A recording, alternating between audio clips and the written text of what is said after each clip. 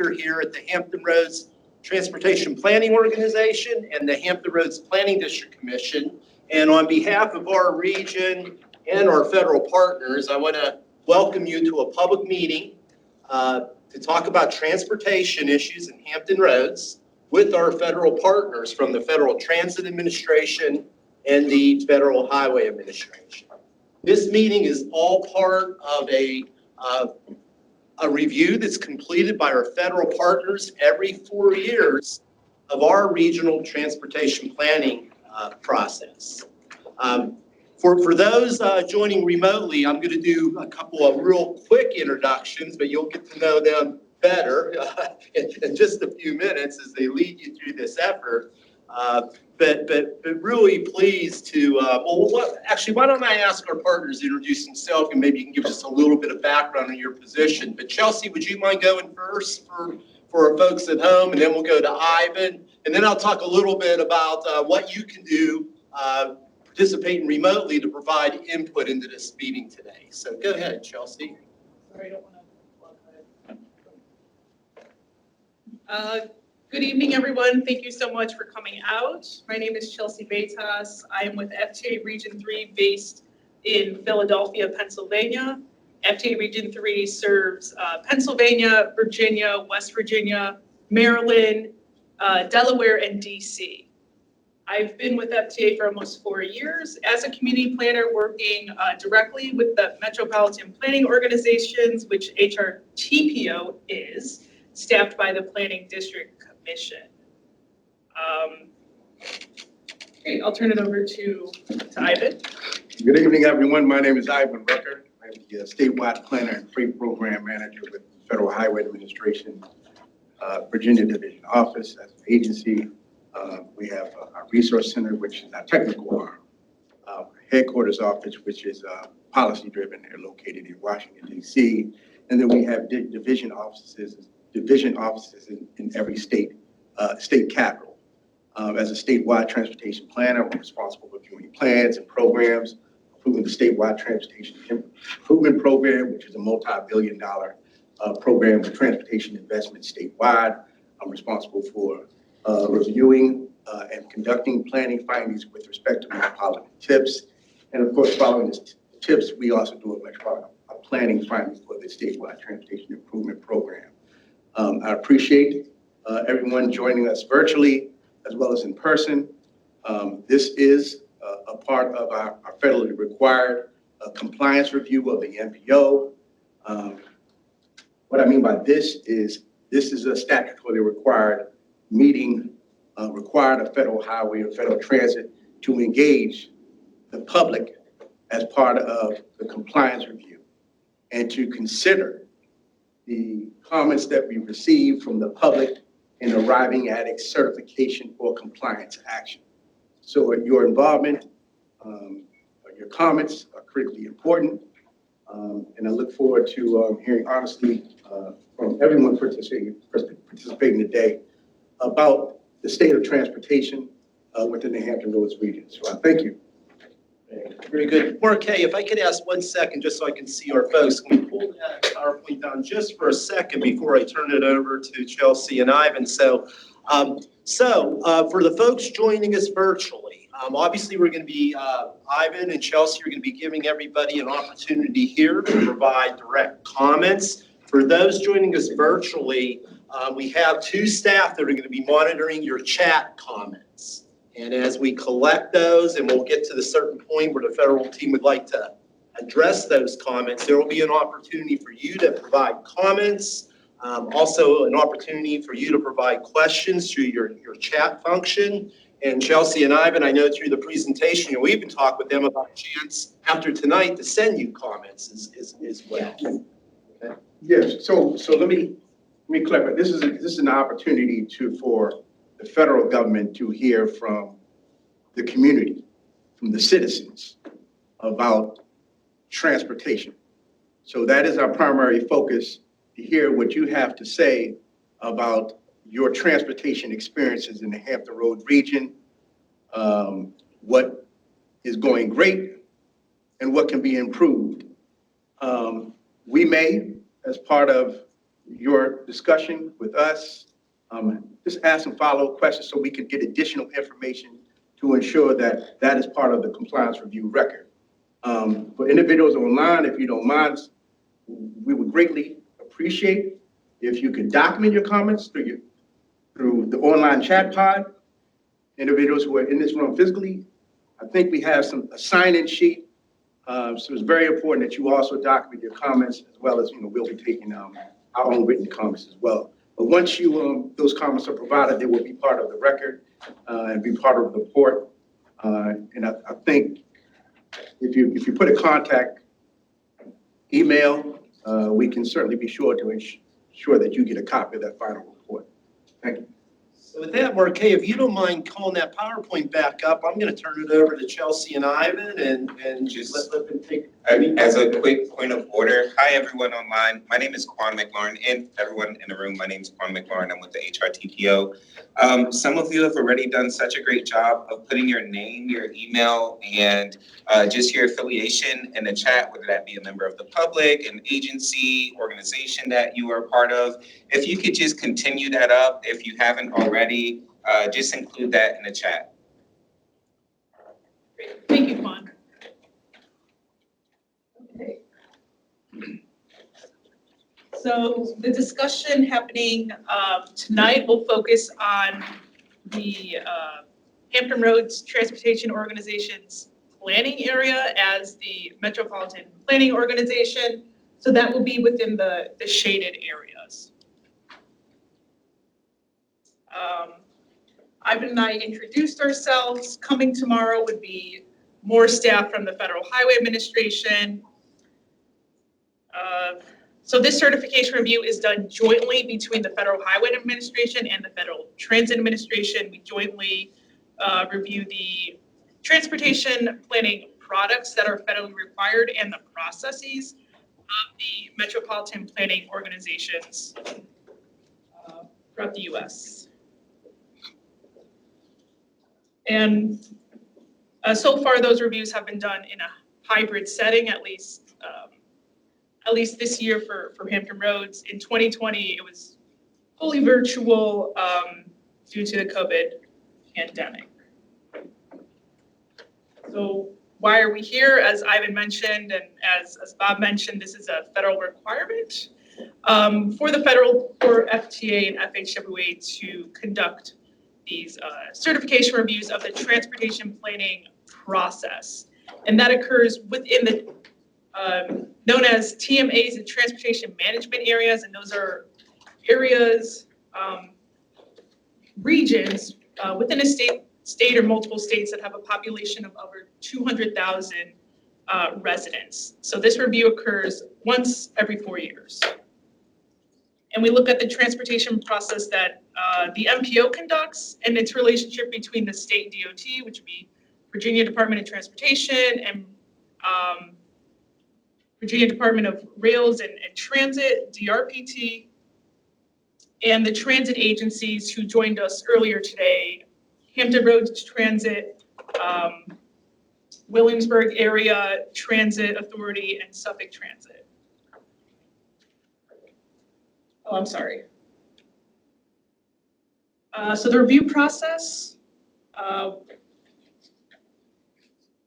certification review, the update for this year started many months ago, I believe back in March, and that coordination was decided when to have the on-site visit with the MPO. That also involved the state DOT and transit agencies.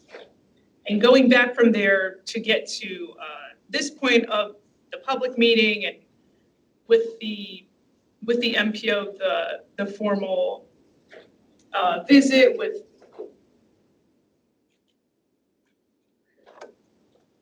topics related to different areas of transportation planning that required a desk review, and that was the review of the federally required planning products, the development of those products, the processes, involvement with, which we'll talk about tomorrow, the public participation plan, and of the like. So the public involvement of this session is tied in with this site review. Later, Information that we gathered from the desk review and from the site visit, both with the MPO, state DOT, transit agencies, and the public, will go towards a report that summarizes our findings. And this report is issued alongside a letter that talks about the recertification action, which we'll talk about in the upcoming slide. So the outcome of this review, that's accumulation of the desk review, the site visit, the public involvement. There are 3 types of findings that can come from this review, which the first is commendations, which are elements that demonstrate well thought out procedural for implementing the metropolitan planning requirements. There are recommendations that are less substantial items not requiring an action, but are items that are room for improvement for carrying out the transportation planning process. And then there's corrective actions, which are items that fail to meet requirements of federal regulations, seriously affecting the outcome of the overall process. And the certification actions, which is tied to the letter that is issued, and which can further be summarized by the report, is certified. There is then certified with conditions, which could be subjected to the corrective actions that might be issued. And then there is not certified. So a bit of the overview of the transportation planning. So speaking of the metropolitan transportation planning process, what is that? So that, at least through federal standards, should be a continuing, cooperative, and comprehensive process by which transportation decisions are made and projects are planned, selected, and prioritized for implementation within a region. So how does the 3C planning work? So continuing would be to update or have reoccurring frequency on a specific cycle of planning efforts. So most, we'll get to that next. Are related to federally required plans, those typically have an update cycle, and the MPO as well has their own update cycle for other planning efforts. Cooperative, that's related to the transportation planning partners that conduct the regional transportation process in the region, that is comprised of the MPO, the state DOTs, the transit agencies, and other stakeholders in the transportation process. And that would be from the public as well. And comprehensive, that is to include a large in scope, a holistic approach that involves many different items relating to one topic. It's multidisciplinary, and so that there can be an understanding of the big picture of the transportation needs within the area and planning towards that. So why is this process important? It's important because this process decides how a substantial share of federal funding is spent nationwide. Funding is limited. And so getting that prioritization and making those choices of where funds should go, as the limited funds can't address all of the transportation needs at one given time. And then the process lays the framework for future transportation systems. So who is involved? That would, the first and foremost would be the MPO, which is required to carry out this process as the primary agency in cooperation with the state DOT. And so for Hampton roads would be the Virginia Department of Transportation, known as VDOT, the Virginia Department of Rails and public transportation, known as DRPT or VDRPT, transit operators, which are Hampton Roads Transit, WADA, and Suffolk Transit, local jurisdictions, the municipalities, localities, within the MPO planning area, the federal team, which is there for oversight and making sure compliance is being met related to federal requirements of the transportation planning process, resource agencies, local citizens, and interest groups. The required planning products includes a unified planning work program, which outlines the planning work initiatives that the MPO and the transportation planning partners will undertake within a designated time frame, usually 1 or 2 years. There's the congestion management process, the long-range transportation plan, which is a planning framework for a 20-year range, the transportation improvement program, which is a short-range transportation plan, which identifies projects for investment within the next 4 years. And then related, the public participation plan, which outlines how the efforts that the MPO will undertake to gather public feedback and incorporation and outreach to different population groups, and tied to that as well as other civil rights requirements such as a Title VI program and limited English proficiency plan. How the products fit together.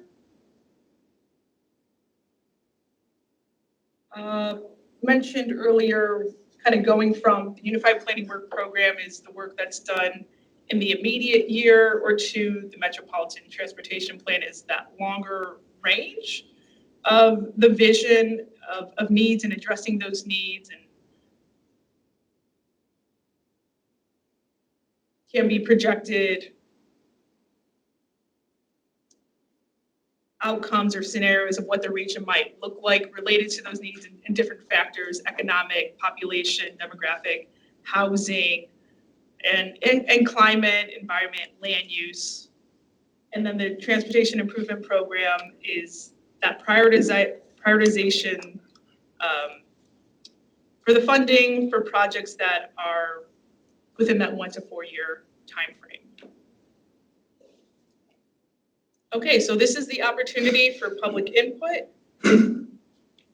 As Ivan mentioned earlier, this meeting or a meeting tied to the certification review that happens once every 4 years is required through federal law. And we welcome your comments, and these comments, the comments will be based off of the program processes as carried out by the MPO, and that MPO is by the Planning District Commission staff. Those efforts also carried out by the state transit agencies and the transit agencies as well. What will happen to your comments, as Ivan mentioned, these comments will go towards findings that we have within the certification review report that summarize how the transportation planning process is conducted within the Hampton Roads area, and that ultimately determine the effectiveness of the planning process and programs.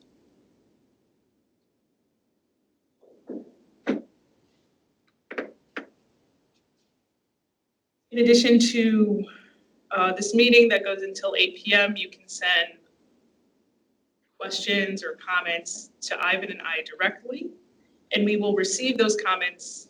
If they're received before September 10th, then we can incorporate them into the report.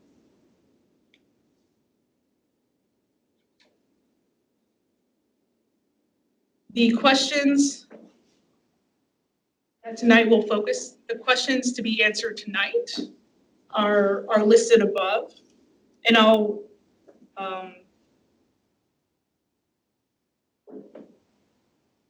was trying to think of, in terms of leaving the slide open. I know there's others on the end, but I'll state them and I'll have them. We can come back. So first, do you feel that you have an adequate opportunity to participate in the transportation planning and programming process? How have you been involved in the transportation planning process? What are the positive aspects of the transportation planning process? And what suggestions do you have for improving this process? We do have some ground rules. So we are happy to receive any comments that you have, any inputs, both verbal and written. All opinions and points of view are valid. Please respect the opinions and comments of those who may differ from you. And depending on, and this might be more of a discretion in terms of time limits from individuals. For now, we'll keep those comments limited to 5 minutes each, and we can give a visual signal when 1 minute remains. And if comfortable, speakers can choose to identify themselves if they want to have that comment reference towards them or attributed to them. Those are the questions. Further, and I can go back to this later. This is Ivan and my contact.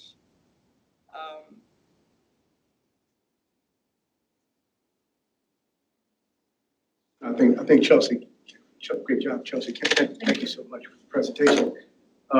So in terms of transportation, not just transportation, I should say, not just your thoughts on transportation, but thoughts on transportation related topics. Safety, for example, accessibility, mobility options in the region, bike and ped, right? Civil rights, an important aspect to transportation, not just Title VI of the Civil Rights Act of 1964, Race, Color,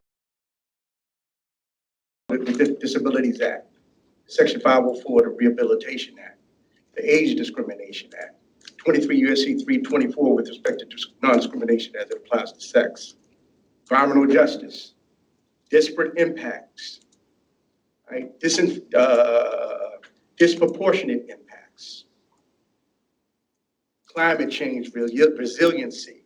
Those are some of the transportation-related topics that could possibly be impacting you or not. So think about transportation. The scope of transportation is broad. Your quality of life as it pertains to transportation. So yeah, we want to hear from you. We want to hear from you. You're here today with the understanding that you have heard about the Metropolitan Planning Organization. You know what a Metropolitan Planning Organization is. If you don't know what a Metropolitan, please feel free to share that with us.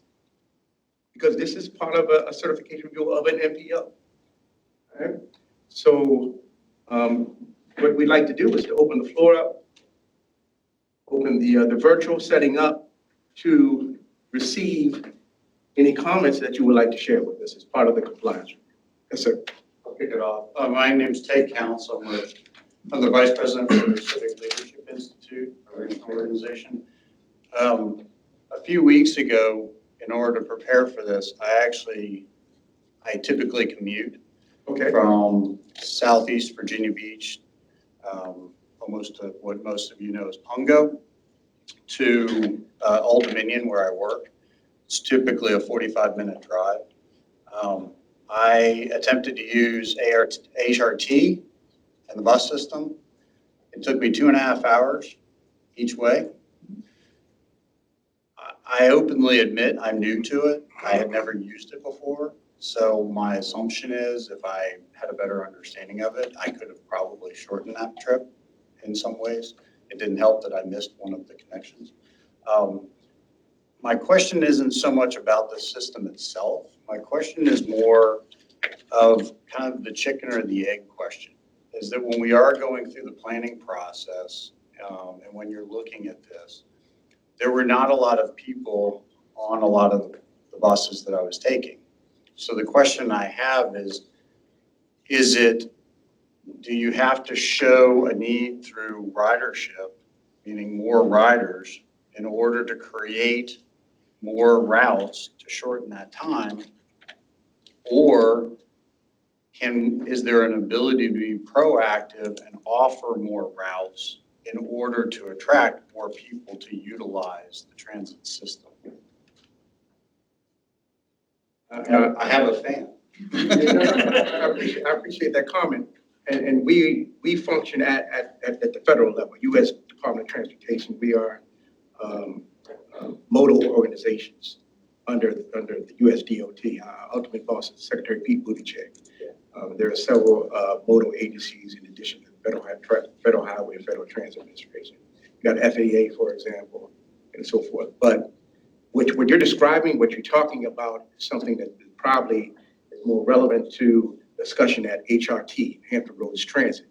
And certainly, we'd be more than willing to take your question and take your concern and to engage HRT in a response to the comment that we just heard today. Well, I guess my question is, knowing that this is a multi-level discussion all the way up through the Fed, is that I guess my question is, in any of the planning process, because your question's focused on planning, Right. and the process. So my question is, in the planning process, whether it's local, regional, state, Right. or federal level, what is being, where's the chicken, where's the egg? Is it, you got to show us a need first to get the funding, or if we go out and be proactive and provide the funding, if you as the Fed are providing the funding at the local level, can we be proactive in providing services so that we are providing a better service for what we know is a need versus having to show ridership numbers that don't exist because they don't fit the need? I mean, I hope I'm making sense, but I'm asking it on a multi-level because if we're asking for funding from the Fed, in order for HRT to get the funding to do what they need to do, and that is a Fed question, it's not just an HRT question. So that's why I'm asking, how does that process work is what I'm asking. Yeah, go ahead, because we don't, again, you're talking about an organization that operates the transit, who is responsible for conducting studies to respond to the concerns that you have. I'll let Federal Transit answer that. Thanks, Ivan.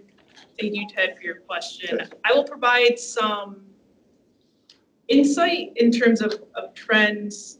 So thinking of transportation investments, I think there are limited resources. Using a strategy of, and maybe that's more of a pilot program of, okay, there's money to increase frequency of a route. And that money needs to be taken away from somewhere else. Now, the transit agencies operating, at least under the Virginia Beach UZA, so not Suffolk anymore, they cannot use federal funds towards operating assistance, except when the COVID relief funding, that was an exception. And relating to that, many transit agencies, not just across this region, but across the US, have operator shortages. So they're already operating 100 less operators than, let's say, service pre-COVID. So that can contribute to frequency of a route, let's say being an hour and not 30 minutes or 15. Now we know from earlier discussions, HRT does have some routes that have a higher frequency, and those might be along more dense corridors related to employment, related to housing density, and connecting those. So I think it might be hard, and related to the federal team, we view transportation needs assessments and investments as being done on a local level. So the federal, maybe we won't comment on what's the best way to move forward. If we're talking about capital asset replacement, that asset, to use federal funds, must have met the useful life. So the bus must be, if it's a large heavy duty, it must be in service for at least 12 years or 500,000 miles. We cannot allow on the capital side a replacement for an asset that has not yet reached that time. At least the funding can only be applied for and then reimbursed once that bus has met that useful life. Now, transit agencies do, and sorry, I don't want to, I'll try to wrap this up, but limited resources, can you justify adding more service when that means another one of HRT's route is having less frequency? So I know HRT in the past has had some pilot programs, and I do agree with Ivan where that maybe that is that's a discussion, maybe not for the federal team to chime in on that, but between the MPO, HRT, and even the other transit agencies, which we've heard earlier today, are making efforts to have an easier movement for individuals who want to use the different systems. So they are working on that, which is great to hear. But yeah, in terms of, I understand the chicken and egg. I don't know if the federal team will comment on which path to go. And it's something that's a decision where if you're putting more money there, it's coming out from somewhere else. HRT, the MPO has made some great project prioritization tools in terms of the weighting system, the cost benefit for investing in one project versus another, and how that relates actually to different scenario plannings and how there's different scenarios and how the environment might look. But in terms of operations, that's a bit more challenging as opposed to investing more in this facility versus this a transit center versus that transit center. So I wish I could provide. Essentially, for anyone concerned about that multimodal transit option, it really is only from a planning and from an execution standpoint. When it comes to public questions and concerns, that's really only a local and regional and potentially state question. Well, at least in terms of what does the federal team think about it? Yeah, that's fine. I'm just more clarifying because it is a question that comes up a lot. And it's just nice to know, like if it's not a federal question, then at least the people in the room know, okay, we're not talking to the right people. So that's why I say this is more a clarifying question than anything else, just because, as you had said at the very beginning, and we'd like to hear about all of it, but not everybody always understands, is this a city thing? Is this a regional thing? Is this a state thing? Or is it a federal thing? So if it's not a federal thing, it at least narrows the opportunity or the need for individuals, the citizens, to know who we talk to for that stuff. So I thank you for your time, and I appreciate the explanation. Listen, I thank you for your time. You could have been anywhere else today. You decided to show up here, so thank you very much. Well, it's all because of Bob. It's all, Bob, how much money? Thank you, sir. Thank you. Appreciate your comment. Robert.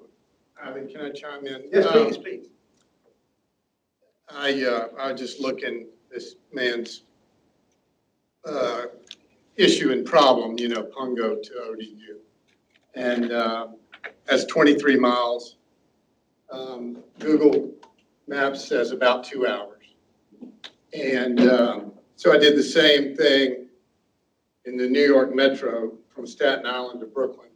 Best transit system in America, and it's 2 hours.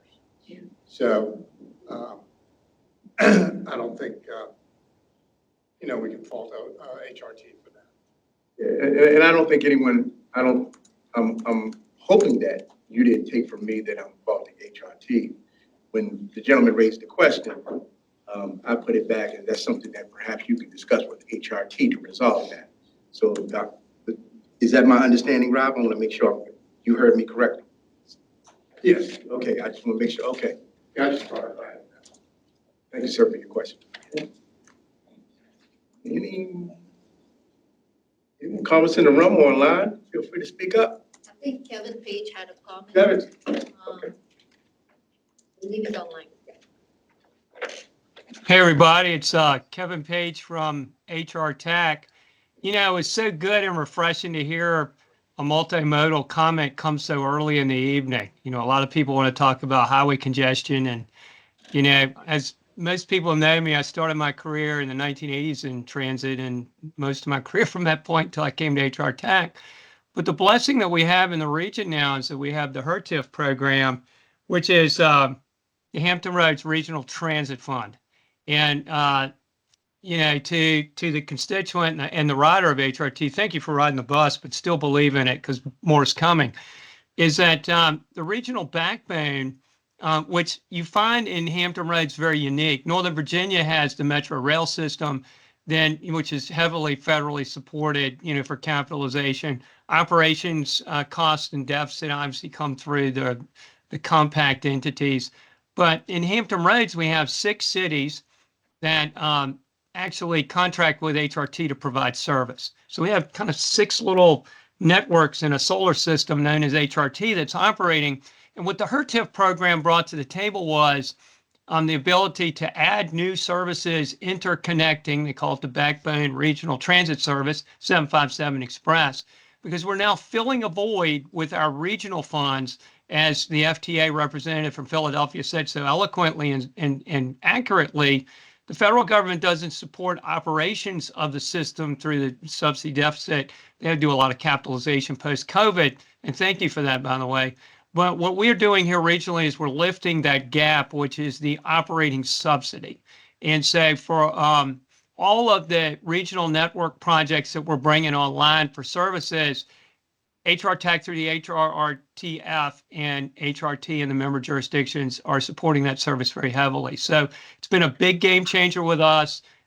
Virginia Beach will see a new facility, and I think that it's very important for everyone here tonight to understand that the public hearing here and the comments have been very refreshing because Ivan, you know, to your point as well, there's no disinterest at the federal level in public transit when it comes to operations. It's just there's not enough money to go around, and transit always has been seen as operations as a transit choice of the local or regional governments together. Thank you for that. Kevin, I appreciate that comment. Sir, if you don't mind me asking, Kevin is with HR Tech. Are you familiar with HR Tech? Very much so. Okay. Okay, good. Transit's a very heavy part, Mr. Rucker knows, of the HR Tech family. We're more about multimodal now than ever, and public transit is not seen in the region as an alternative to highway transportation. It is a mode that brings up what needs to be more efficient transportation system for all. Thank you, sir, for your comments. Kevin, appreciate you, man. Do we have any comments online?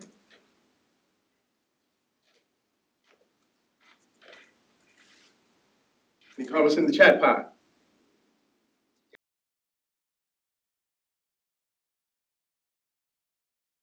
Yeah, hi, this is Rick Dwyer. I'm the executive director of the Hampton Roads Military and Federal Facilities Alliance.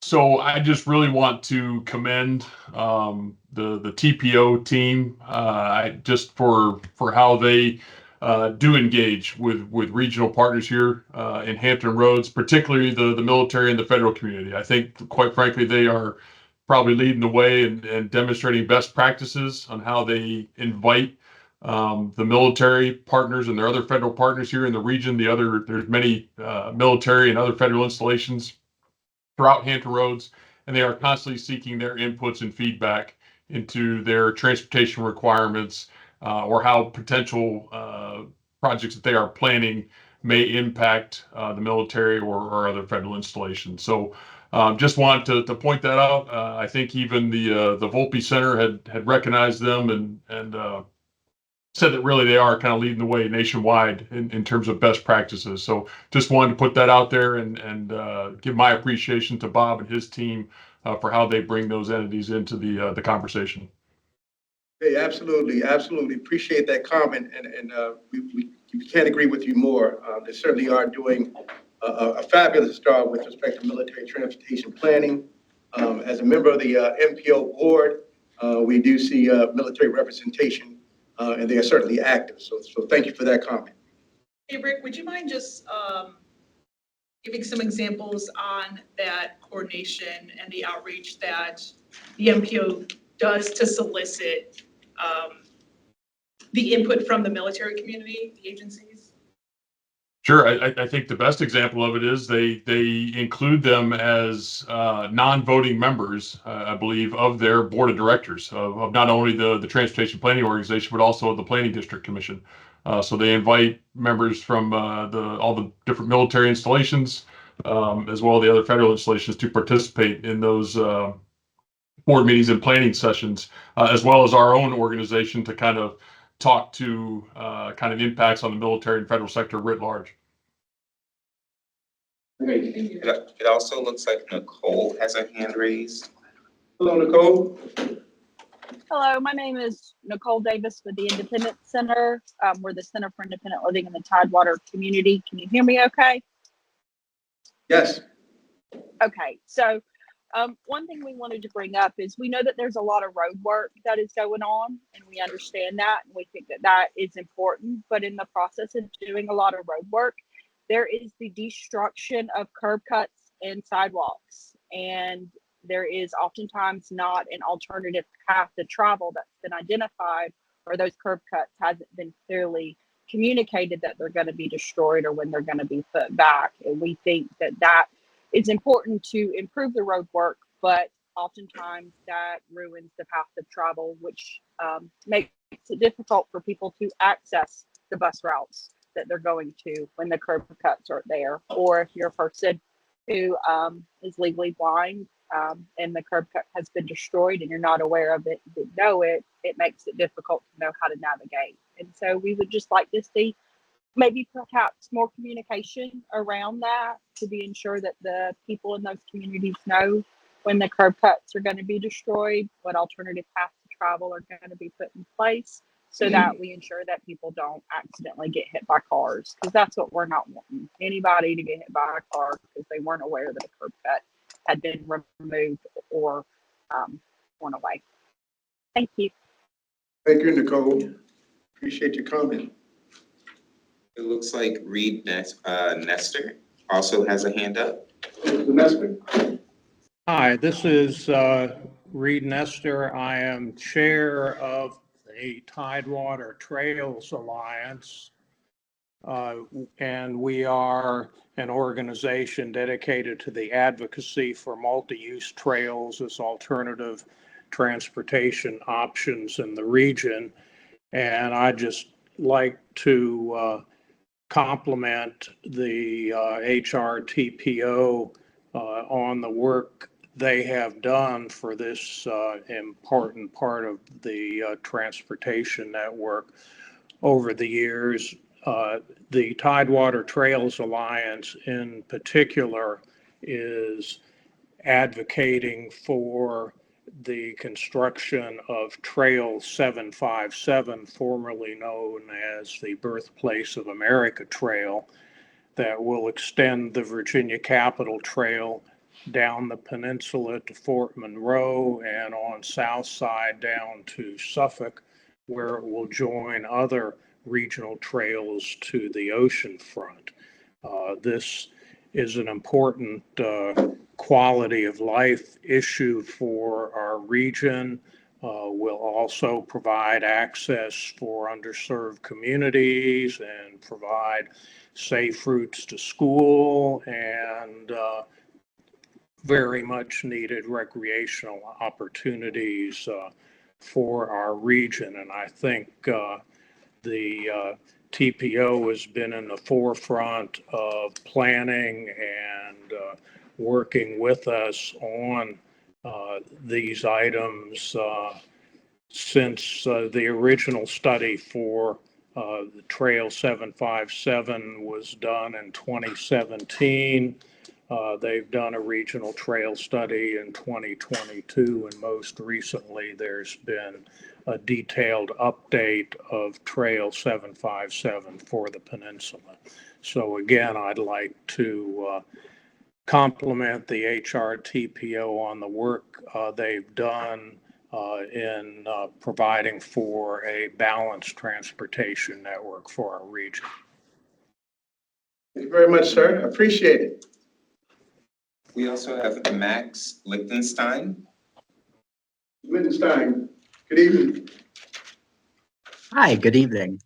I would like to comment on the ability to provide input on long-term regional transportation projects. Um, s- the sort of projects that will cross municipal borders and be large for the region, I suppose. Okay, sure. Stuff like the HRBT expansion or a hypothetical tide extension. Um, it if there is a way to sort of provide input on that, it is not in the open, not a way that I've been able to find.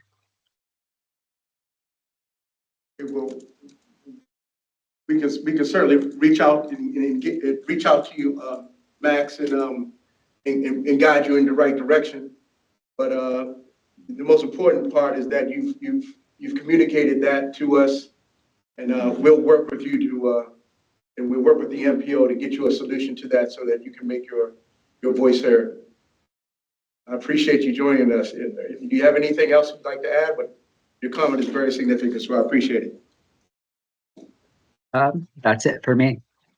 I was going to add too, in terms of the long-range transportation projects, if you're aware of the MPO and their long-range transportation plan and planning efforts, they currently are soliciting projects for their upcoming long-range transportation plan, which should be adopted in 2026. There is a website where you can submit project recommendations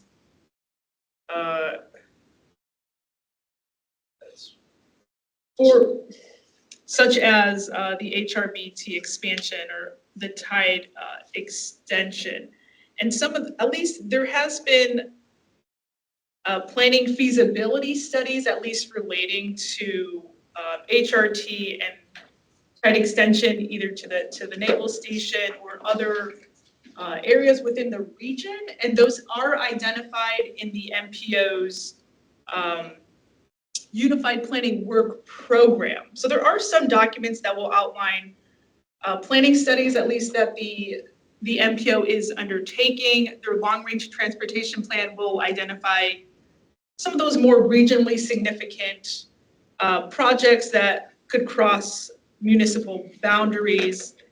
And additionally, any project that is currently in the works can be found on the MPO's Transportation Improvement Project, which has a pretty interactive web source. And those projects specifically, okay, I see that Dale is standing up, so I will let her continue. I appreciate that. Max, if you have ideas, we'd love to hear them. Go to the HRTPO website. There's a drop-down topics, long-range transportation plan. If you go to 2045, you can learn all the projects that we have planned currently. If you go to the 2050 long-range transportation plan, there is actually an interactive map. So if you have ideas about another tide extension, drop it in there, draw it in. We would love to hear it. You also have my contact on that page and my team's. We can connect with you afterwards and answer any questions that you have. And if I may, and Max, hi, this is Bob Crum. Our team member Quan McLaurin has already reached out with you, and we would love to talk with you about ways where you can become, in addition to the LRT, even more opportunity to be involved in our process. So Quan, I know you follow up on that. We look forward to working with you. Fantastic. Thank you. Also, sorry, Max, I know this is like the third or fourth person come at you. Okay, please, nobody else let this deter you. But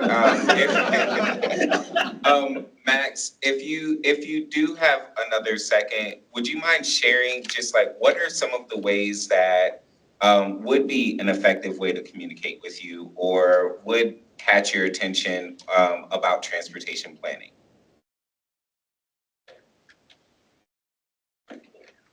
Sure. So I am a semi-regular user of Hampton Roads Transit buses and light rail. And in that, I guess there's, at least I haven't seen any sort of, not really advertisements, but more useful information, where to go, if you have thoughts. So maybe some ads on HRT Transit, like where you are using that transit system so that you can be able to provide that input. Yeah, I guess just generally in places that people are while they are transporting themselves, I guess would be it. Buses, bus stations, sidewalks, intersections, that sort of thing. Thanks, Max. I really appreciate it.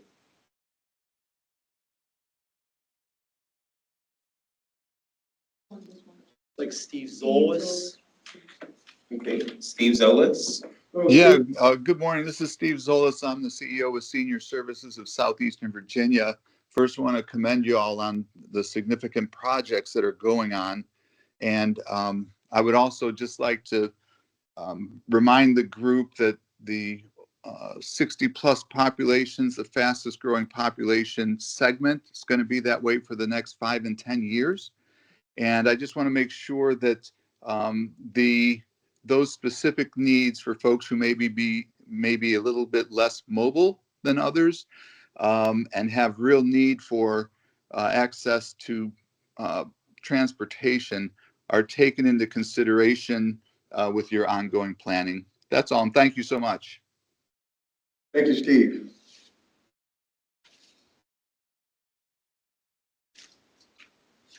So Steve, with access to transportation, is that more of mobility? Is that tied to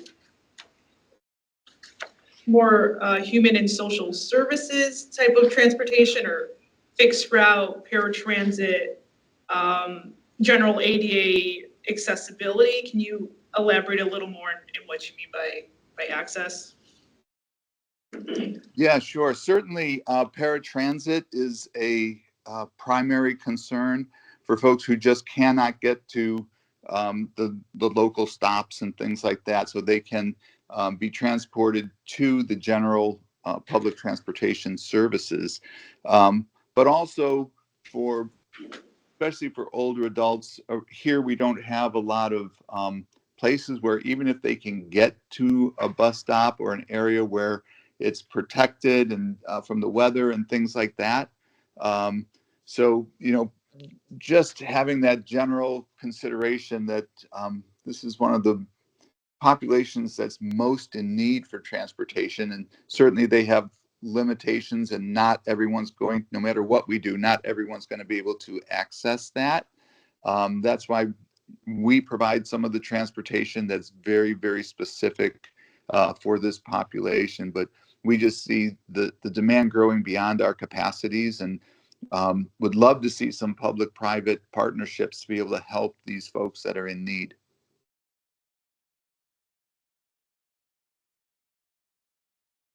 Hey, Steve, in any particular part of the region? Well, I know that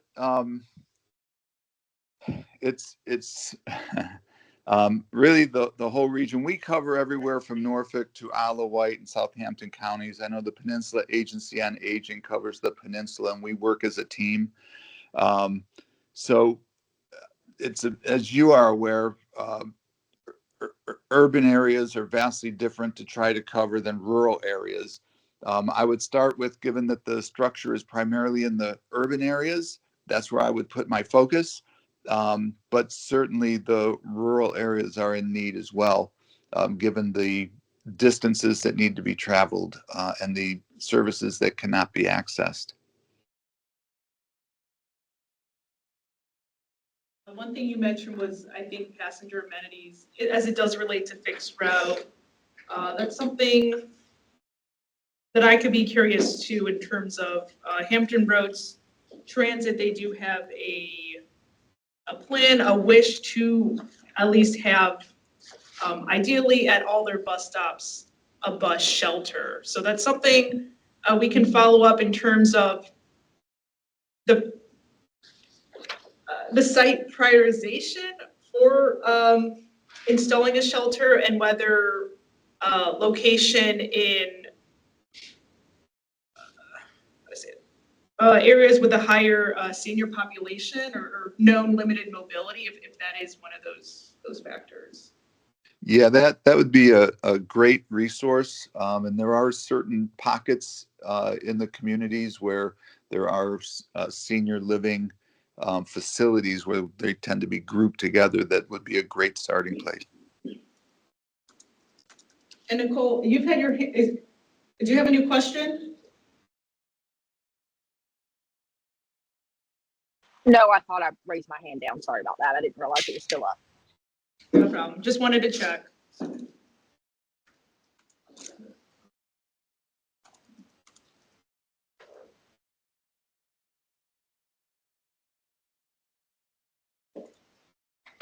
Looks like Brenda Johnson has her hand up. Oh, sorry. Did you have your hand up? I, you don't mind, because it kind of ties in a little bit to what you said. I'm Mary Lou Burke.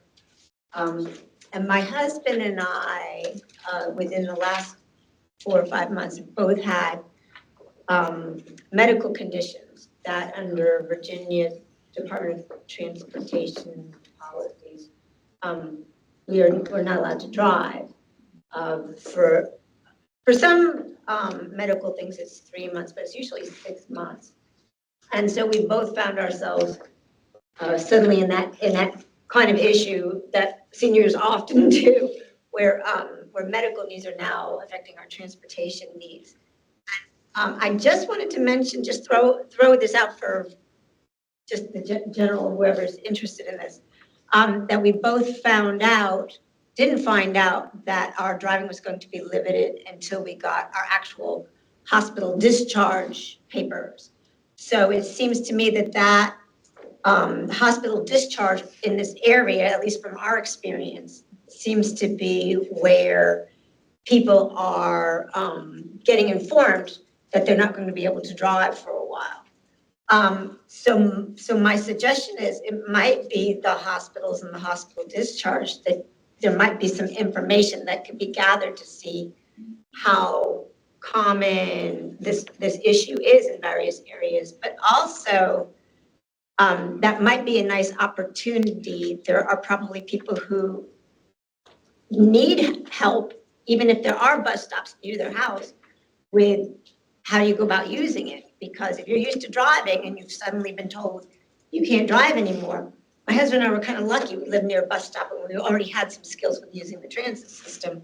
But I could see that being extremely overwhelming for a lot of people who who have forgotten that driving is a privilege and that you can lose it very easily.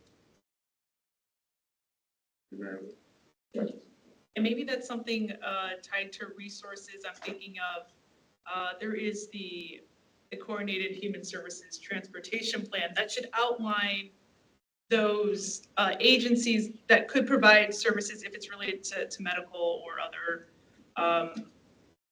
human services, and maybe even tying the hospital with, if there is, and that's something with coordinating between the transportation partners, but what those resources could look like, and if that was given, let's say, tied to your end of visit summary of, okay, not a doctor's orders being allowed to drive, but in that discharge, having those resources available when you leave, or at least a web. It would be nice to have resources, right? Right. Assuming you have resources near where you live, which you don't always around here, but it would be nice to have some kind of packet explaining about the resources when you get the news that you are not going to be allowed to drive for 3 or 6 months. Hey, Brenda, can we take one quick question at the table and then you're next, Brenda? Hi, I'm Janice Taylor, and to camp on to Mary Lou Burke, we work on so many organizations together. And I'm also a past chairman of paratransit on the HRT. And my other hat is I'm the facilitator of the Stroke and TBI support group at Centera Virginia Beach General Hospital. And because a lot of those stroke discharge and TBIs, they find out earth-shattering news that they can no longer drive. We include in their discharge packages materials for HRT for paratransit.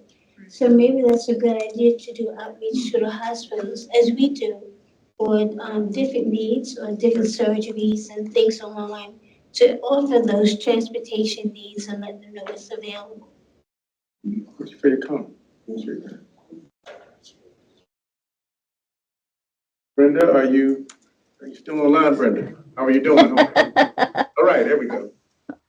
I just noticed that there's kind of a common thread. I'm a former broadcaster, and I know how these days it is really difficult to get your message out when we've gone from 3 main stations to a few million. And so it's difficult to help people understand. But one thing that seems to be a common thread is we regular people on the ground, we know very little about the planning process, what our part is in it, or any of that, unless we stumble across it, as I did 10 years ago, and I'm 70. So what I have noticed online are several organizations who explain their process. They explain what an MPO is. They explain what the long range planning process is, what a tip is, all of that sort of stuff, what their impact is on air quality and all of that. And I would say that with all of the organizations, if you could develop a video or something like that that could be done, upload it on YouTube, and then contact all of your partners, have them, whether it's hospital, whether it's business, shipyard, your local commercial, retail outlets, whomever, your civic organizations, send it to them and have them contact their people and drive more of the people to a place where they can learn more about the process and how they could be involved. Just an idea. Thank you, Brenda. Appreciate it. Steve. I think he raised his hand Yes. again. Steve, how are you doing, sir? Yeah, I just had a follow-up question. We were talking about the aging community, and I just was wondering what kind of increase in funding there might be that's focused, federal funding, that's focused on the aging community. Mm.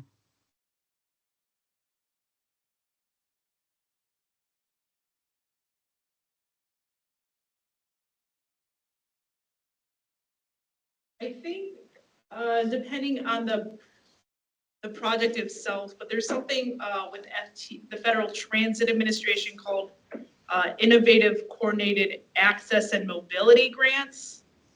And that's something that I believe is an annual project, or agencies can apply for funds every year for that. And that would, eligible activities are capital projects for transportation disadvantaged populations that would improve at least the coordination for the non-emergency medical transportation services. So that's tied to a more specific population in need, but that is one program from FTA. That would be at least competitive based. Chelsea, if I may. Steve, hi, this is Bob Crum. I'm going to be pulling a meeting together with you and a couple of other service providers in the next month. Our great friends at DRPT reached out to me, and it looks like we have some 5310 monies. Now, it's not a lot in the transit world. It's about $1.5 million that's going to be available to apply for by the end of the year. But we want to be certain that our region service providers get access to that money. So look for us to be reaching out, Steve, here in the coming weeks to set up an opportunity to talk with you all about that and see how that might be able to be a little bit of help anyway. Thank you. Yeah, thank you, Bob. That's fantastic. I appreciate that, and I appreciate all the input. Thank you all. It also looks like TD has their hand raised.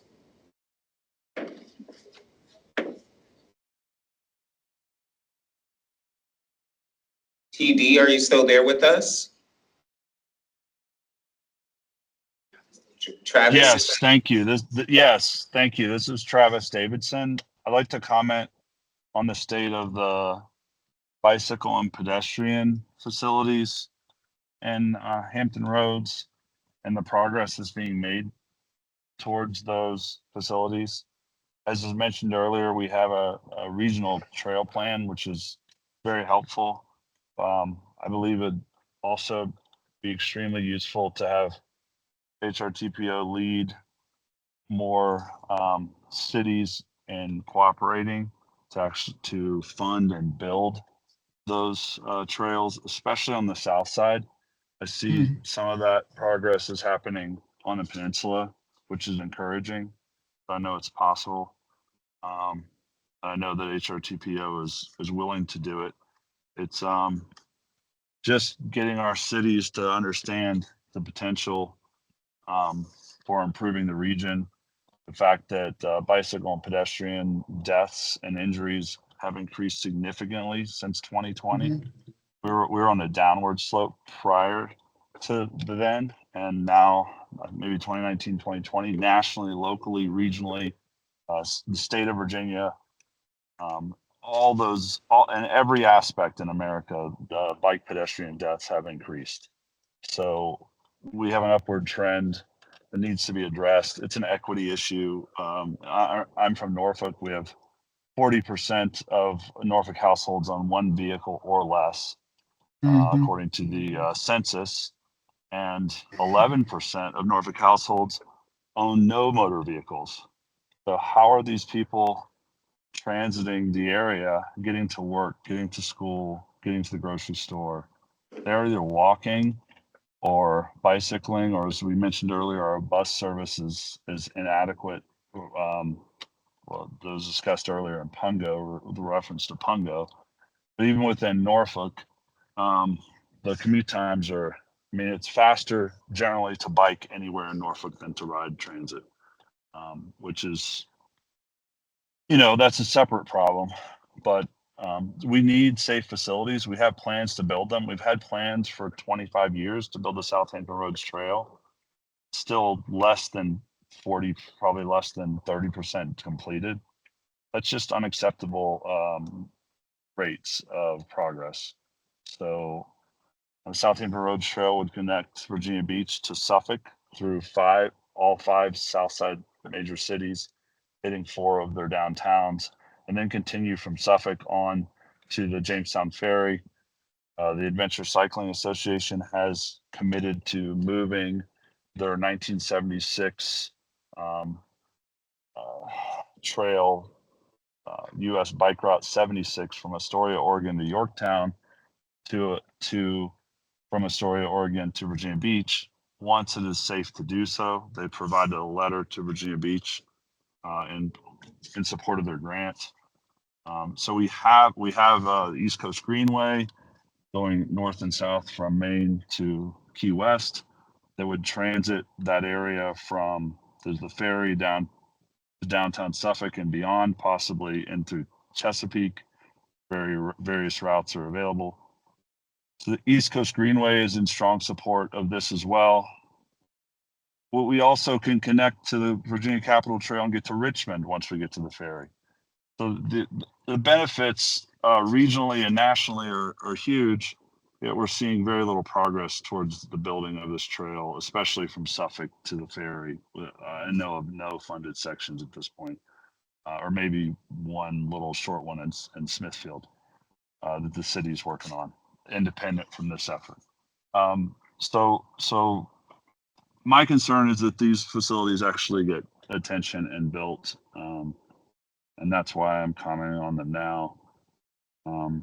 There has been some progress, thankfully, on the Southampton Roads Trail in the last couple of years, but design funds are received, and then projects were due to be completed in 2018 in one of our southern cities, and it's still being discussed that they're in the design phase in one, and are looking for another environmental assessment on one of the other ones. These delays are unacceptable, and we need more accountability towards these cities that receive federal grants and then they hold them for 6 or 8 years and do effectively nothing. They fall to the bottom of their agendas or their staff workload. They just hold the money and keep the rest of us from actually building trails. These trails also will help the communities bike to grocery stores and bike to restaurants and bike to work. They're not only national and regional resources, but they're very much useful for commuting all along the route since they're going through city centers. And that's not the only, of course, this isn't the only trail possibility. We have others in our regional trail plan that also need to be funded and built. But this one is it is certainly the main trail for the south side. And it's just difficult to make progress. And I just wanted to provide comments on that. Thank you very much. I appreciate your comments. Norfolk is served by, Norfolk served by what? Is that HRT? Yes. Norfolk served by, okay. I will comment, Travis. There's a relation, at least thinking of, tying into local, not interests, but politics. I know there's been a couple, and it's not trails, but related to transit and Hampton Roads Transit and some feasibility studies. Recently, for one of their larger studies, which I don't want to make one of their studies completed the environmental review process. It was brought up to the locality, and after all these planning efforts were wrapped up or completed, to my understanding, the locality shut down the planning efforts and eventually did not become of interest, at least to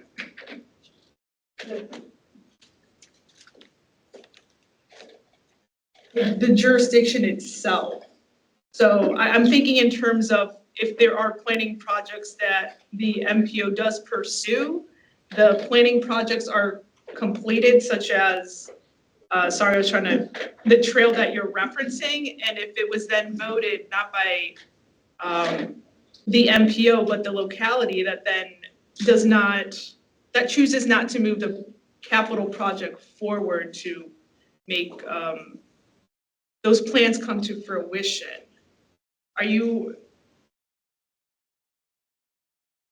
Is that something regarding the planning of this area that the city has not been in support of, or the MPO has not been in support of? And was that a project that has been relayed to the MPO as a project of interest? Yeah, thank you for the questions. The MPO has been very supportive to the extent I feel that they're capable of doing so in positive manners. I just don't know how we, as a community, express that it's unacceptable for cities to keep these funds forever and just say we're working on it. The answers I receive from them repeatedly are basically, we're working on it. As a lifetime project manager who's managed hundreds of successful projects across continents, including Afghanistan and north to the North Pole, on aircraft and on roadways and on bridges and everything else, dams full of unexploded ordnance, I've never managed a project and ever told anyone in my life that we're working on it and expected them to accept that as an answer. When asked what the next steps are and given, well, we're going to look at another environmental assessment and then we'll see how that goes for about the third or fourth time over a matter of years, and not knowing what else to do with these cities. They just don't seem to care with the city staff. And I've elevated to city managers, city council meetings. Sometimes city council meetings help. Sometimes that helps, but it's a lot of lift. And the MPO can't do it because it's politically untenable. Citizens can only do it every so often because it just makes you look bad. So how can the federal government help provide some accountability to these processes so that citizens don't have to be the total bad guy all the time? Because the MPO is really not in a place to be the bad guy. And that's kind of the situation for lots of these projects. But it just falls below the threshold of where their priorities are. They're probably understaffed cities You know, we look at it from the city standpoint, they have lots of reasons they could say why it's happening. And, you know, underfunded or understaffed, et cetera. But they've got the federal funds. They've had them for 6-7 years, and the trail's not getting built. So let's have somebody who's going to build it get the funds. It's kind of my thought. I'm trying to think too, the federal side is planning is a local decision between the MPOs, localities, the states. Maybe that's something in terms of accountability in that efforts, if federal planning funds that are determined or dedicated by the MPO, if there is some follow-up, a justification, some kind of a report that's a status report that could be tied to those funds. Maybe at least that would get some sort of we used to have quarterly meetings about these trail funds. And again, I was generally the bad guy. And you're right, we had the quarterly meetings, the MPO ran them. I've asked for them to continue. 2020 kind of they went away. They haven't really made it back in full. Again, staffing issues, I think, within the MPO from what I've seen. And the cities frankly gave the same answers at those meetings, like, yeah, we're working on it, we're working on this, we're working on that. Okay, well, what's your 5 or 10 part plan to get from here to contract awarded?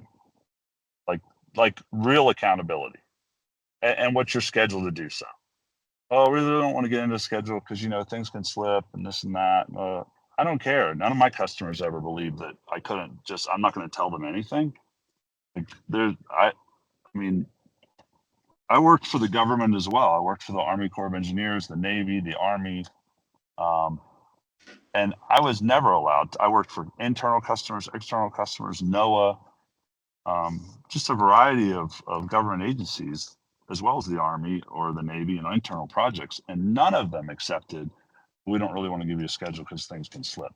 But in these public settings, we get that repeatedly from city government officials, because things might slip. So we don't want to tell you if it's going to be 3 months or a year. I mean, how am I supposed to respond as a citizen to something like that? Because I either don't respond, or it's just hard to respond in a positive manner that actually affects change.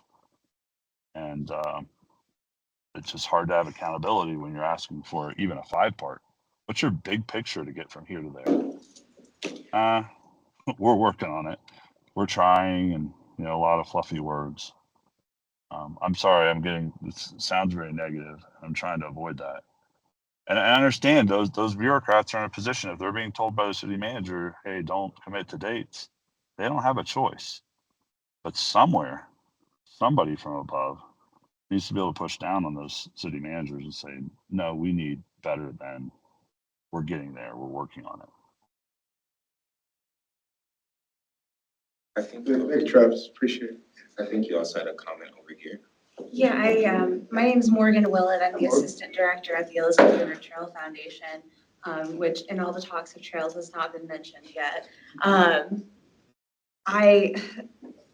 Going back to kind of the beginning of what Travis was saying, that the ERT really kind of is a little bit of a standalone trail in the sense that it is 100% urban. It doesn't go out to any rural areas. It follows, city sidewalks. It's a public amenity being funded by donors and grants and sponsorships. So when we look at accessibility in the city of Norfolk specifically, we really do see the trail, all of the trails that are hopefully going to connect the region, but especially the ERT, because of how we have the dream of one day going from NSU to the Virginia Beach line to meet up with the Virginia Beach Trail, and the neighborhoods that we would connect are really significantly impacted by a lack of accessibility, whether that's getting to public transit or using it for commuting as a transit opportunity. And as it relates to, the climate change aspects, that, reducing carbon emissions, also helping with resilience efforts. Norfolk is at the forefront of sea level rise and impacts from climate change. And, these trails can be another big contributor to how do we address, how do we mitigate, how do we adapt. So I really hope that, we do get some support from the city of Norfolk, and we're really grateful for that. But we hope that along with the Southampton Roads Trail Network, that the ERT is also included in that as being an urban trail with over 70% pedestrian usage, which was really surprising. We're about to get a presentation on our first economic impact report. The very preliminary information that came back was that it provided $2 million in state, local, regional tax revenue. Trails like this contribute to the reduction of healthcare costs. There's so many benefits as it relates to both transportation and public health and environmental issues. But as the ERT, we also know that a lot of these planning projects are going to impact the trail, which impacts pedestrian access and cycling access. But we know that if pedestrians have safe access, cyclists can have safe access too. And I think, and I'm not always in these conversations. Usually it's our executive director, but I think being a part of these conversations, being the unique trail that we are, can also really help. We have a lot of really great data that can help support other trail networks, but also the kind of Vision Zero, safe pedestrian and cycling, multimodal transportation conversations. Well, you tell us what had a presentation on ERT. Hey, actually, Pavitra and I are now proud members of the ERT board. So, Pavitra earlier this year actually did a presentation of all of our regional trail opportunities, including ERT, Southampton Roads Trail, a trail that connects down along the Great Dismal Swamp through Chesapeake and North Carolina, Trail 757, and the Suffolk Seaboard Trail. So it really is shaping up to be an interconnected network. And, really we're just at that opportunity and working with Kendra, with funding, we can really make some things happen. So we're going to continue to chase that funding regionally. Yeah, absolutely. The city did submit a planning grant for RACE this time. They were not successful. We did provide letters of support. The other thing, I just wanted to chime in on a couple of things. For projects that, Travis had brought up projects that are not making progress. I'm actually texting with VDOT. So they do track those progress. So he said if there's specific projects, he can follow up.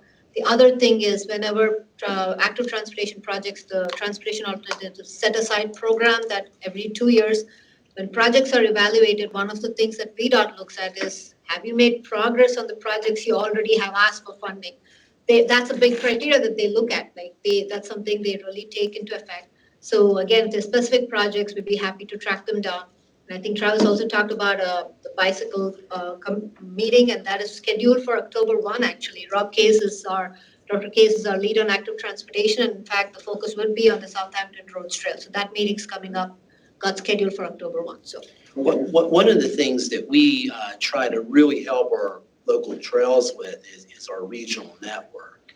So congratulations to Virginia Beach. One of our former colleagues, Steve Lambert, was right in the middle of this, but brought a significant federal grant to the Virginia Beach Trail. It's going to go from the end of it's going to start from, of course, Newtown Road, light rail, and use the old right-of-way the whole way, eventually to the Virginia Beach oceanfront. So one of the things we were able to do is we brought 12 letters of support from regional organizations in support of that trail to lean in on that application and demonstrate to our federal partners that the community's all in, and we're really excited to bringing that to ERT as well in terms of some of those opportunities. So we do try to serve as that central point that rallies people around these great ideas and great projects. And we have another Suffolk Seaboard Coast Trail. They've been very successful. They got another RACE grant recently. I think they're pretty much fully funded. In fact, we have them at our Transportation Technical Advisory Committee meeting in September. because we said, come share your success stories so the other localities can see if they can use that. So yeah, we've had some success on trails for sure. That'll be something in the September meeting of DTAC.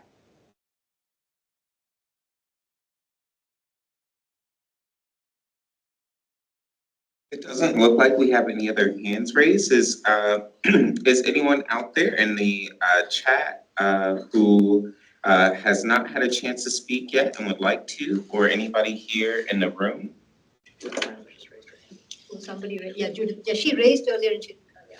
Judith Brown. Okay, Judith Brown. Hello, Judith.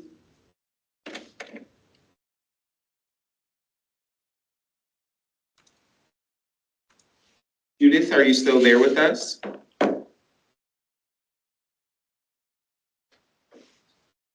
Still muted. Judith, it looks like you're still muted.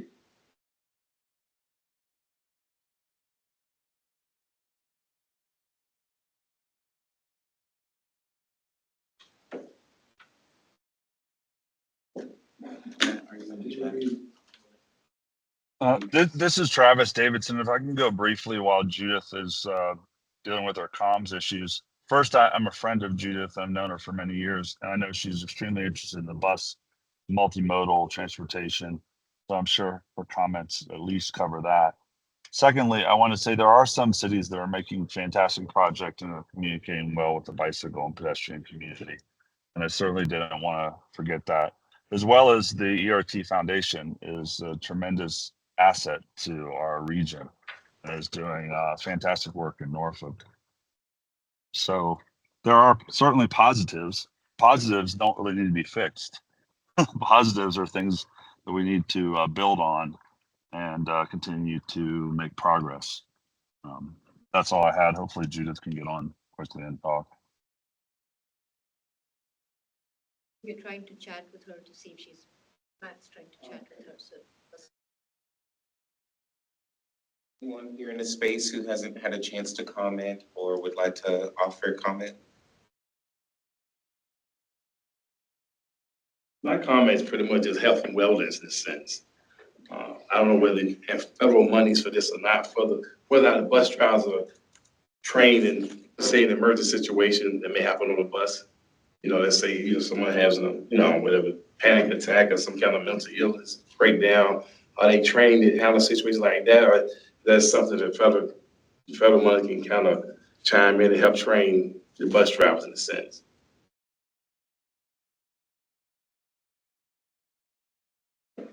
In terms of FTA support for transit operators, the one I'm most familiar with is against operator assaults and that topic, which could also relate to the shortage of bus operators, as it ties also with the demand of the commercial driver's license and other transportation private agencies also having interest in drivers, but definitely assaults is one.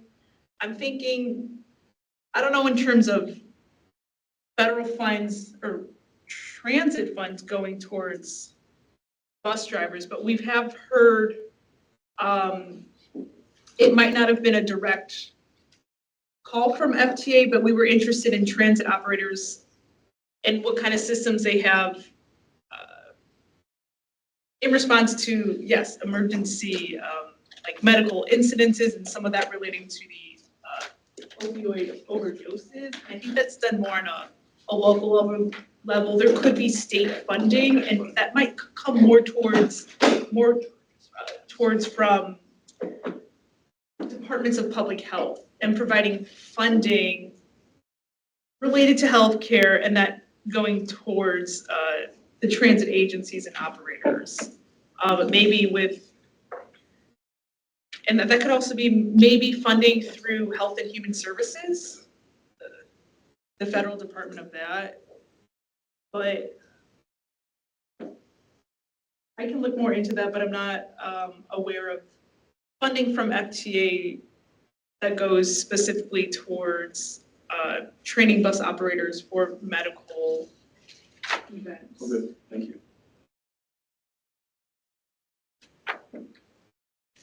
Hey, Judith, are you still there with us?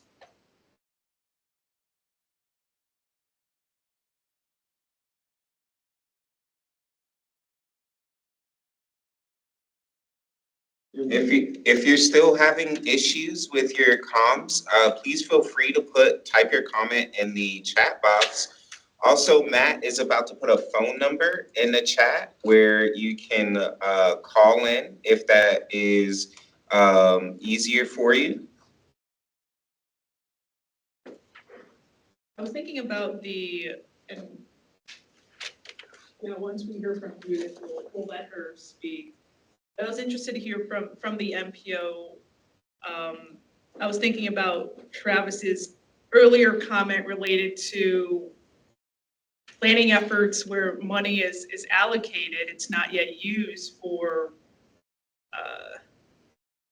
mainly for trails, but it could be other transportation, capital improvements, infrastructure. But does the MPO, what's their relationship or I guess duties, responsibilities in communicating with localities for regionally significant projects where there was interest in investment, where I guess it gets political on the locality side in locality choosing not to move forward with that project? Does the MPO have a role in maybe relaying the importance of it or trying to find out why such planning effort is not moving forward? So I'd say we have a multi-tiered role, John, obviously in our tip, right? We're monitoring the money that's included in our tip, what's used, what isn't used. Related to our overall trail network as an example, we are working to get reports from them on where they stand, what their status is. Some projects, I would caution us though that it's not always a political issue, right? Okay. Honestly, sometimes it's federal requirements that requires environmental assessments and EAs to be updated.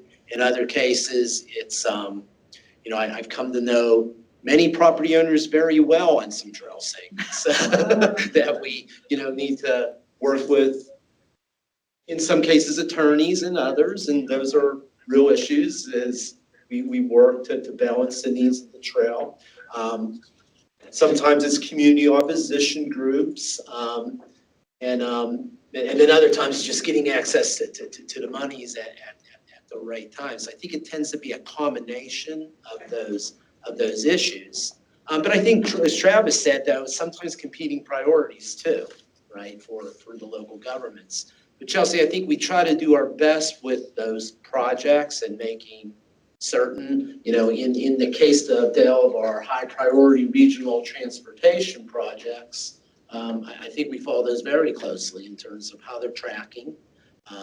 For instance, when we turn it over to HRTPO, there are supervisor on those, right? Making certain that money's moving, or when the money comes out of the LRTP and goes to our transit providers, the same thing. The trails are a little more decentralized. It's harder, but we do our best. We do. One of the techniques that Pavithra's brought that I really appreciate is, so when we take a look at Pavithra's trail map, we have the segments: funded, constructed, under design, maybe conceptual. But what that starts to do is it starts to put responsibility. So when you put that map up there and everybody's looking at it, I think that's helpful too, to bring some of that, as Travis said, ownership and responsibility of some of these projects is really important. The other thing that we've really been working to do is find who has that passion to move projects, right? And I think that's always important. Pardon me, sorry to interrupt. It looks like Judith is on the call now. Ms. Brown, were you able to join us? Yes, I am. Are you able to hear me now? Yes.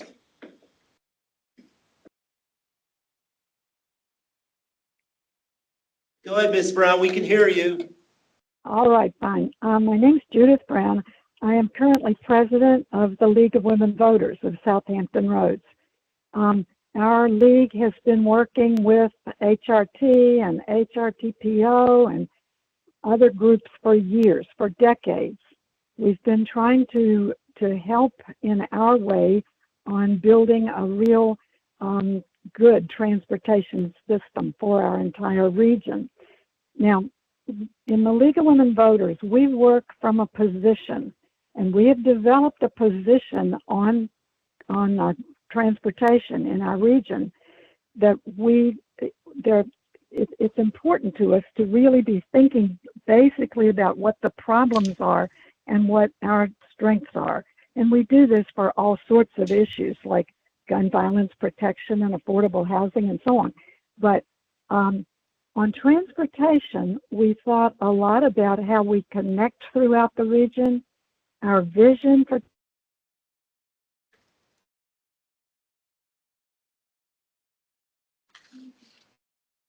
Oh, you went mute?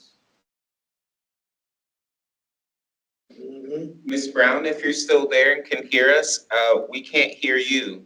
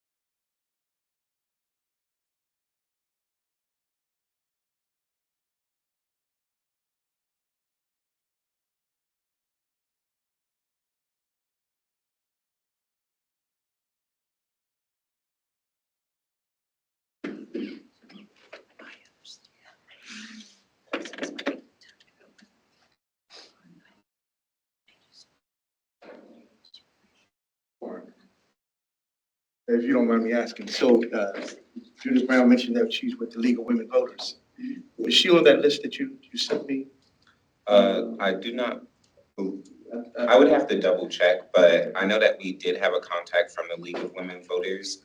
I can see if she was the contact on there. Yeah, so Ms. Brown is, since I've been here, has been one of our community's strongest advocates for public transportation.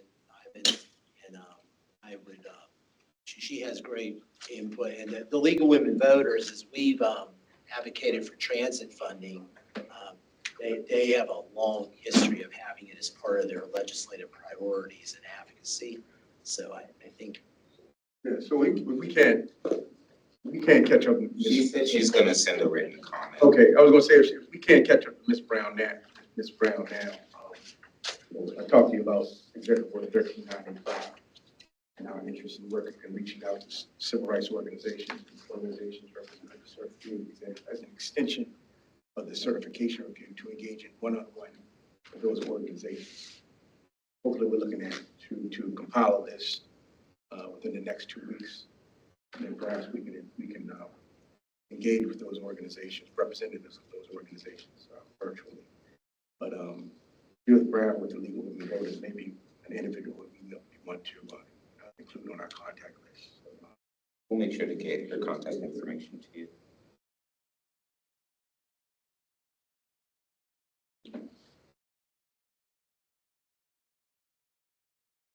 I'm going to also put your emails in the chat for the participants.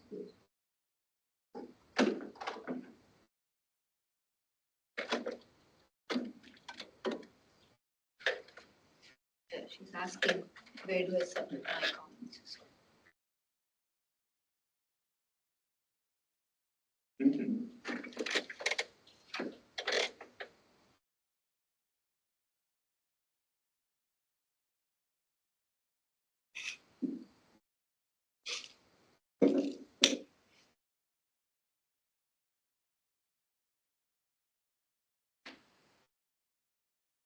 Is there anyone else who would like to address the federal team?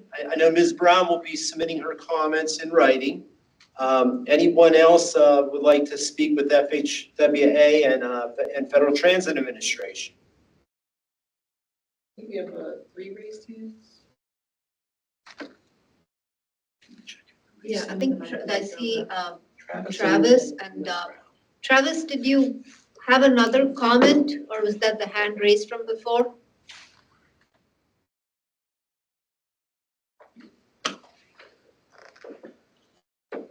Then Thank you for asking. I'm sorry, that was a hand raised from before. I appreciate the opportunity to make comments tonight and appreciate all the work our local MTO is doing to improve our region. We really need a lot of help to make our whole region better. Our cities sometimes work against each other due to their individual interests, and the MTO is critical. The strengthening of the MTO will be extremely helpful. So I guess that's my final comment. and I think Ms. Brenda Johnson, I think raised her hand.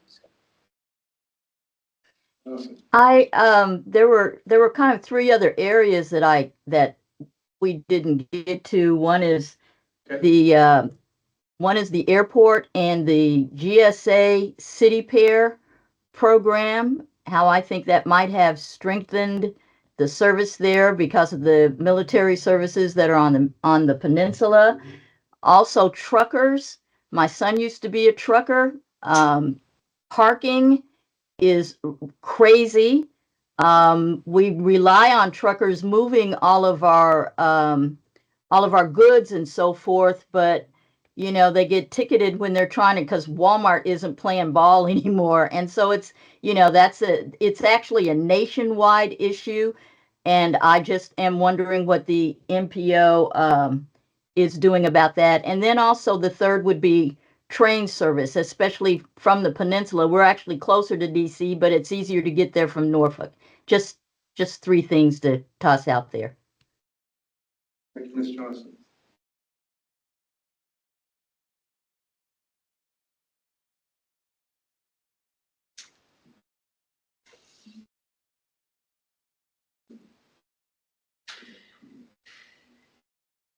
I don't know if the MPO wanted to address their work relating to at least truck parking as an issue.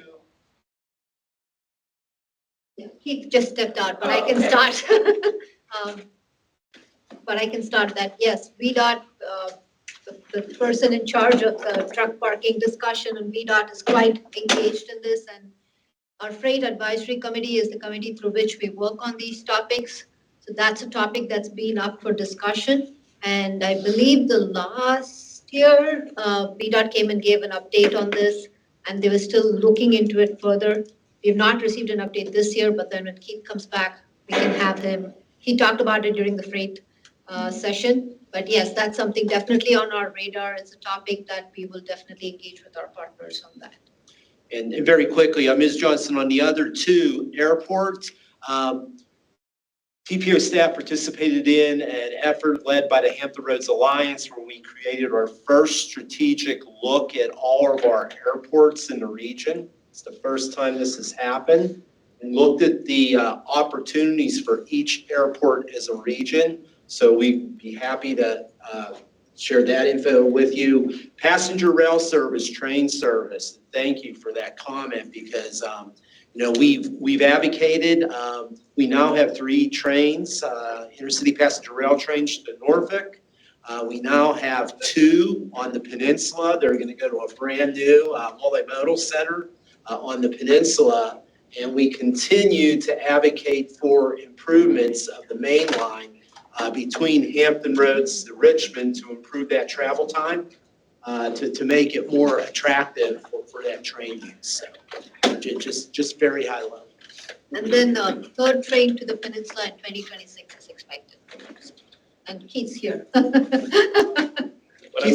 He's been waiting all day to talk about truck parking. He said so. It's just a question on truck, the issues of trucks and parking and the MPOs work on?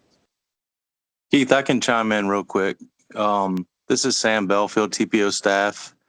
I just wanted to say, Brenda, we are aware of the truck parking issue. It's something that the Port of Virginia has raised. We are aware of it. It's a part of our regional freight study. We have a section dedicated to that. Also, the state of Virginia, VDOT, is aware of this issue, and it's a national issue. It's a national problem. A lot of trucks are parking, like you said, in shopping centers like Walmart. They're parking on ramps, at rest stops. And so there's such a shortage that they're trying to find parking anywhere they can get it. And the problem is that, it's not always legal to be parking in those spots. And so it's something that we're trying to raise on a national level so that, more funding can be dedicated to address this issue.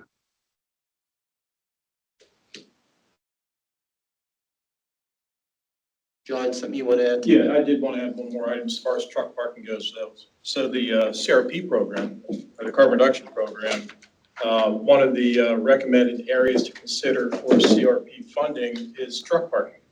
And Sam mentioned Virginia Port Authority, and they're interested in that. And as a matter of fact, their Green Operator program was funded. One of the components of that program, or of that application, was truck parking. So just wanted to put that out there.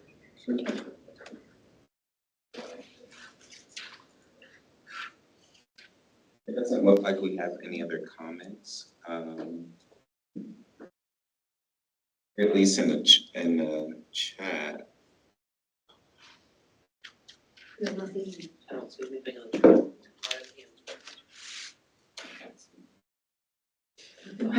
No, nothing in the chat or hands raised. All right, we don't see any other hands raised. Are there any other comments? Going once? They have until 8. So, I do want to follow up, Max, if you wouldn't mind. I don't think I think Max may have left. Top right. I'm still here. Thank you, Max. Thank you for presenting earlier. And I'm curious, how did you find out about this meeting? You mentioned that you are a frequent HRT rider, and you offered some great suggestions on how members of the public can provide input related to at least transit projects. And I think the federal team would agree, meet the rider where they are while they're using transit. So I'm not sure, what's your familiarity with the MPO? How did you find out about this meeting? If you wouldn't mind elaborating a little bit more on that. And I noticed, thank you for being on. I don't want to make assumptions, but you look like you are in the younger age range of the participants that have showed up. So thank you. It's great to see members of millennial, Gen Z. However, so yeah, thank you for coming. I know related to MPOs, that is something which a lot of, I'll just say generalizations, regions struggle to meet the younger crowd. Sure. So I am Gen Z. I was actually informed of this meeting by Mary Lou Burke, who was there in person and had talked. But I more than the average person am involved in advocacy of public transportation, but I usually deal more on the Hampton Roads transit level and the municipality, like city governments. So I have a passing familiarity with the HRTPO, but I haven't before really looked into it. Okay, great, thank you.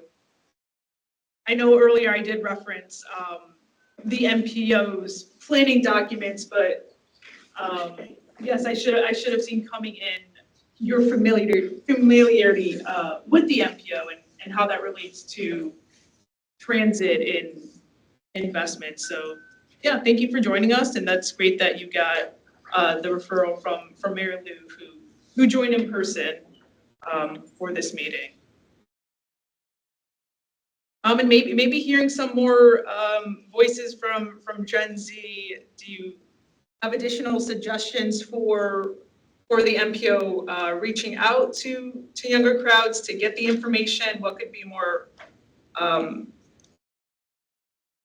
don't know. You might not have had time to look into the planning products, but at least what would be effective strategies to reach out to Gen Z, and if you have other suggestions as well. So I would really say to reach out to a younger crowd, you're going to want to aim towards high school, college, just because that's where people in this area who are young are going to be coming from ODU or from high school, and then going to because I went to tech, I think you tend to find that a lot of kids my age are moving out of the region before they can really give input onto transportation in the area. Yeah. Okay, thank you, Max.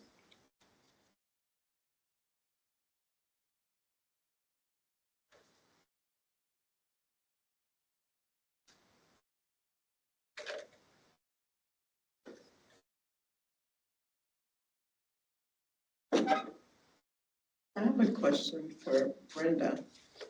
Brenda? Hi, question for you. You've been involved quite a bit, so what keeps you involved? When I moved here from I moved here in 2014, I have never had a driver's license, and I've lived all over the world.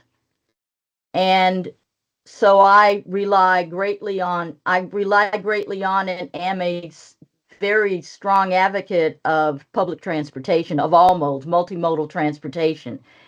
And having been in Europe, in the Middle East, the North Pole, in Asia, several states in the country, and then coming here, I have to tell you, I was appalled at I can't get around by the bus. But in their defense, I will also say that I was shocked that until the 2020 legislation, state funds, there really was very little funding for the transit system here, and they are really coming from behind and having to play catch up. So that's one issue is that I'm just very interested. I'm just one of those people who I don't like to just complain about it. I want to be a part of the solution. And that's why I originally became part. I attended a lot of the transit studies, like the Peninsula Corridor study, all of the stuff that was going on with light rail, the HRBT, all of that stuff. And I just like to know. I like to be part of what's going on, but I have to be honest, I got very frustrated in the region and stepped back years ago. Part of the reason is I couldn't attend the CAC meetings because, as was mentioned in one of the earlier meetings, it cost me at least $65 one way to come to meetings there. I'm better off than at most communities, most people in the community here, but that's still a lot of money because coming to those meetings, as well as going to the board meetings and many of the others, one of the things that would help to keep me engaged, and probably some of the people who are transit riders, as Max mentioned earlier, meeting people where they are. How many times do people go to the bus stops themselves and talk to the people who are riding the bus to find out what they're doing? How many people go to the truck drivers who are parked on those on industrial and other places and ask them about their frustrations in dealing with it?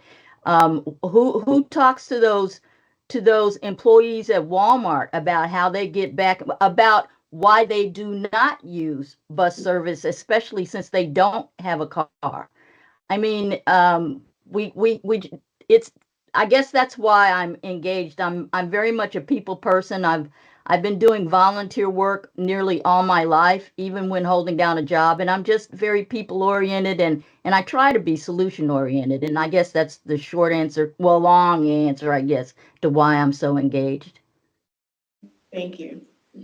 Brenda Ives, hey, follow-up question to Queen's question. So as a Yes. as a transit-dependent driver, do you find the location of the HRTPO a deterrent or an asset? I mean, how you talk about the amount of Oh, money that you spend. I live in northern Newport News, and you know, HRTPO building is in Chesapeake. I think it would be good if occasionally either the CAC or even the board itself would hold meetings on the peninsula.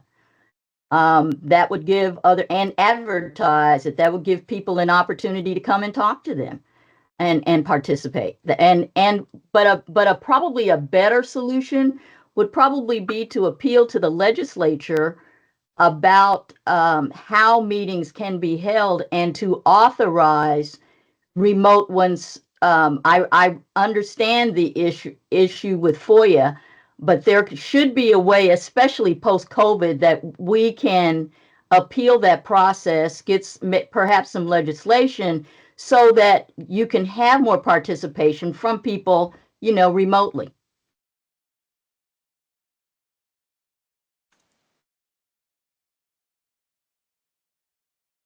Thank you.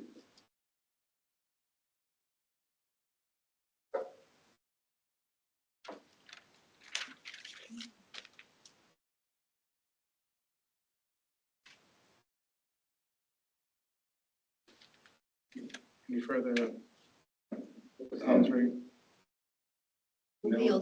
No hand raised and no chat. It's a quick question. Yes, sir. I just want a simple answer, man. I keep hearing often, right, limited funds. What's the driver reason behind this limited funds that we deal with public transportation all the time? What is the main cause of the limited funds? And how can we change that, possibly change that? Because we know that's said a lot.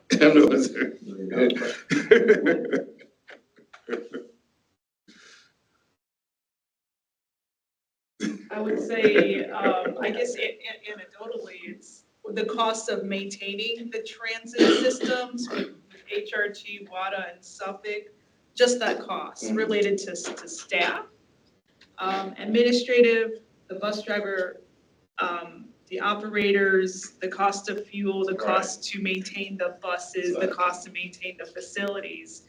And all those costs are greater than the funding that's available. Okay. And maybe that looks as everything that needs to be addressed cannot be addressed in that year. So it's prioritizing, you know, if we look at things that, okay, update cycles every 10 years, with the funding, it has to be every 13, and what that looks like. Related to federal funds for capital projects,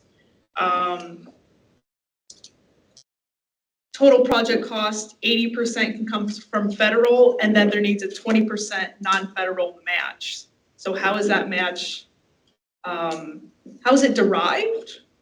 And that's related to the transit agencies. Municipalities pay for some, the state will pay for some. How is that formula determined?